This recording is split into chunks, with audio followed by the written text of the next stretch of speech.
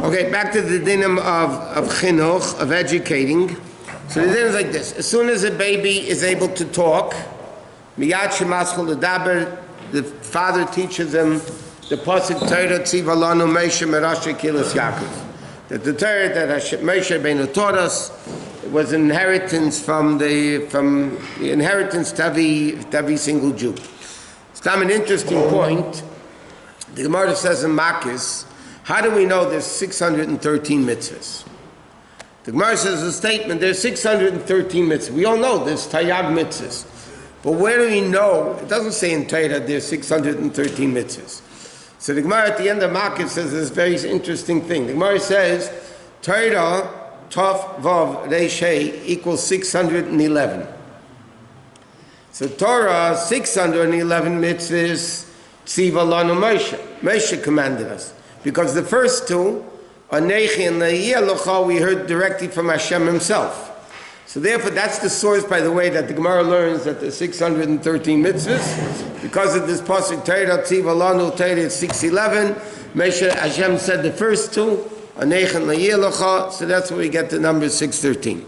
So therefore, it's a very important pasuk. So that's the first thing that kids should start. Then you start teaching them slowly, more psukim, until he's able to go to school. Now, when the Mishnah says, Ben Chamesh Shanim Lemikra, Mishnah at the end of the 5th paragraph, it's right? Says, Ben Chamesh Shanim Lemikra. When a kid turns 5, he starts learning Chumash. There's an interesting machlekes, a famous machlekes in the Rishonim between the Rambam and the Rosh. What does Ben Chamesh Shanim Lemikra mean? Does it mean when he enters the 5th year, or when he's 5 years old? When you're 5, in other words, like we know, a person who's 5 years old, he's in the 6th year, right? When you hit 5, it means you finish 5 years. So the shaila is, what does the pasuk mean, the Mishnah, when it says, Ben Chamesh Shanim Lemikra, does it mean 5 years old? Or does it mean, no, when he enters the 5th year, that's when you start teaching him Torah. Practically speaking, they usually teach him earlier a little bit because, the kids are able to. Now, once the kid is able to go to school, you have to hire a teacher.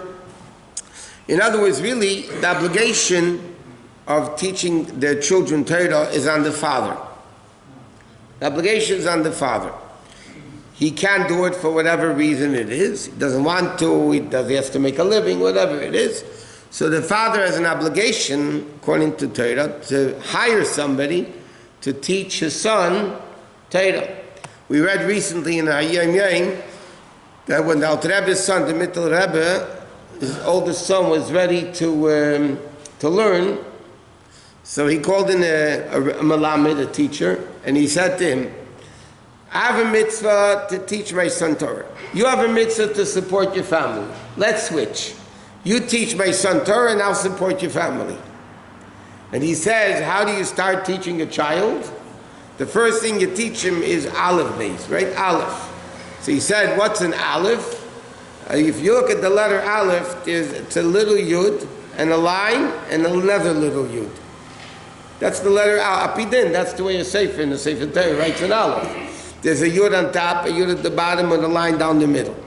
Which, by the way, interestingly, off topic, so it's Yud, and the Vav equals 26. It's a Shem Yudke Vavke. So the Aleph itself, that's why Aleph always refers to Hashem, because an Aleph, beside meaning one, Echad, but it also is a Yud on top, a Yud at the bottom, and a Vav in the middle, so it equals 26.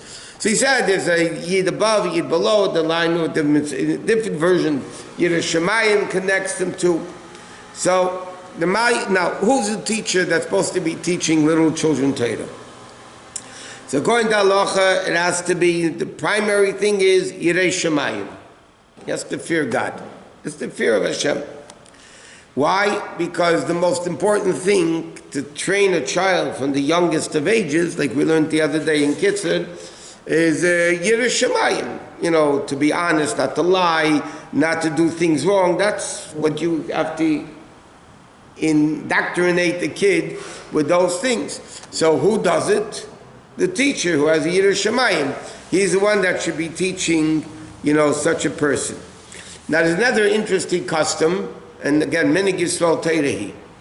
There's a minig brought down, and we do it by the way, that when a child first starts learning Chumash, usually they start from Bereshis, right, the beginning of Chumash. But there's a minig that the first pasuk they learn is the first pasuk of Chumash Vayikra. Vayikra Moshe Vayedaber Hashem. Why do they start learning from Vayikra? So the expression goes, Yahweh, it's a medrash that says, Yahweh Tahirim, let pure neshamas come, V'yisasku b'tahirim, and they'll occupy themselves with pure things. Korbanos, the book of Vayikra deals with Tumah and Tahara, all the various different things. So the best, and therefore what they do is they actually start learning the first pasuk of Vayikra, and then they go back to Bereshis, and they start learning Bereshis. Okay, so now, a teacher, they might be underpaid. I mean, not that might be. Teachers are underpaid, but nevertheless, by a lot. But nevertheless, the din is that a teacher is supposed to sit with the children all day and a little bit at night. Don't forget, they didn't have schools, formal schools like we had today. But the teachers would learn with the kids. Why? Because you have to educate the child to learn Torah day and night. So you have to learn with them by day and a little bit at night to teach them to learn Torah and day and night. Now the din is like this: you don't stop learning with the children. It's not done today, but you don't stop learning with the children except Erev Shabbos, Erev Yom Tov at the end of the day, because they have to go home for Shabbos. But like this, 6 days a week until Friday late afternoon, you're supposed to teach children Torah. And the Gemara says, and Rambam brings it down, Kitzur brings it down. The Gemara says, "Ein mevatel tinekes shel Beis Radin afilu lebinyan Beis Hamikdash." That means even if you have to build the Beis Hamikdash, which is the most important building we ever have, you don't stop little children learning to build the Beis Hamikdash. That's how important the Torah learning of little children is. So they have to make sure that they learn properly. What? What does that mean? The teacher doesn't go to build a Beis Hamikdash? Correct. The children anyways can't build a Beis Hamikdash. But they can do things, not the actual building. But then, because even the teacher doesn't go to build the Beis Hamikdash. I mean, the kids are not going to be that much of a help anyway, practically speaking. But means that learning with kids Torah is more important than building the Beis Hamikdash. That's clearly what the din means. I mentioned in the past, my father told me the story years ago, that there was a teacher in a Hebrew school. Years ago, they still have them today, but it's not as much as it used to be. They used to have Hebrew school, straight from public school. Kids would go to Hebrew school every night, twice a week, 3 times a week, whatever. And there was a young guy, younger man, that was a teacher in Hebrew school. And usually winter time, right after public school, the Hebrew, that's 10 Mincha Meiv. Because that's what right after the public school, it's early Mincha Meiv. And he lost his father and mother, he had to say Kaddish. So he asked the previous Rebbe, what should he do? Because he's smack in the middle of teaching time, he has to go down Mincha Meiv and say Kaddish. He won't be able to teach kids, so what should he do? So the previous Rebbe said to him, who told you that learning with Jewish kids is not more important than saying Kaddish for your father? In other words, learning with kids, Torah, is more important than saying Kaddish for your father. He told him he should hire somebody to say Kaddish, somebody else to say Kaddish. And when he can, he should say, but otherwise, he should teach the children Torah. It's beneficial more for the neshama that passed away than necessarily saying Kaddish. Which makes a lot of sense, by the way. Learning with children is so important, you don't even stop to build a Beis Hamikdash. So obviously, it's a very important thing. A teacher, by the way, is another interesting, let's start with this. A teacher that goes off middle of class, just takes a break, and the kids are not learning, or he does something else instead of learning with the kids, or he's lazy, okay? He's cursed. He makes the trickery, a mockery out of Hashem's job. And in fact, according to halacha, a teacher who doesn't do what they're doing, you don't need to warn him, you can just fire him. That's how important it is, because he's already pre-warned, like by Hashem, he's already pre-warned that he has to teach the children properly.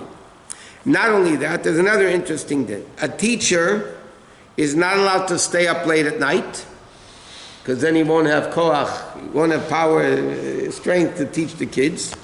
And he shouldn't fast too much, he shouldn't hold himself. Basically, he has to make sure to be healthy and rested that he can teach the children properly.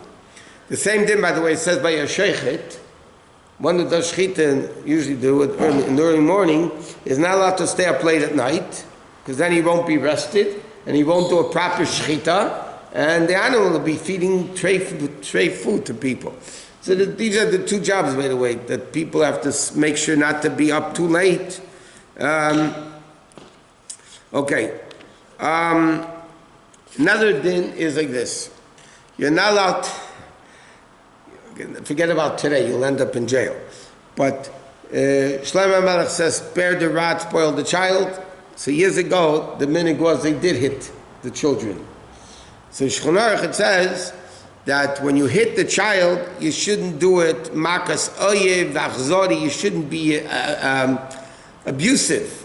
You should give him a little smack, just to wake him up. Years ago, they had what was called in English, they called it cat o' nine tails. It was a big whip that the teachers used to use.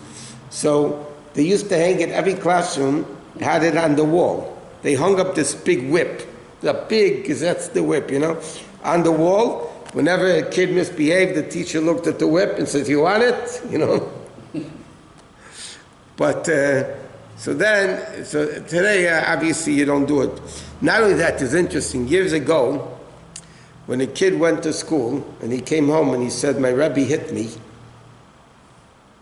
the father hit him again.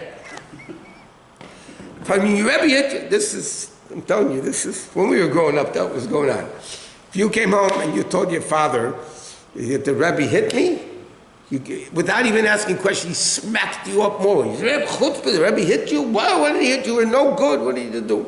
Today, the father sues the teacher instead of agreeing. Huh? That's why they stopped the hitting. Pekuach nefesh. You could end up in jail. It's not a joke. It says you're supposed to hit him with a retzua ktana. The previous Rebbe tells a story that he got hit by his father once in his lifetime, a little tap on the face. But the story over there was the Rebbe Rashab called him in and asked him if he said brachas. So brach on his tzitzis. So he said, "I did already." So his father said, "Do it again." So the kid he was a little kid, 3, 4 years old. He said, "But I did it already."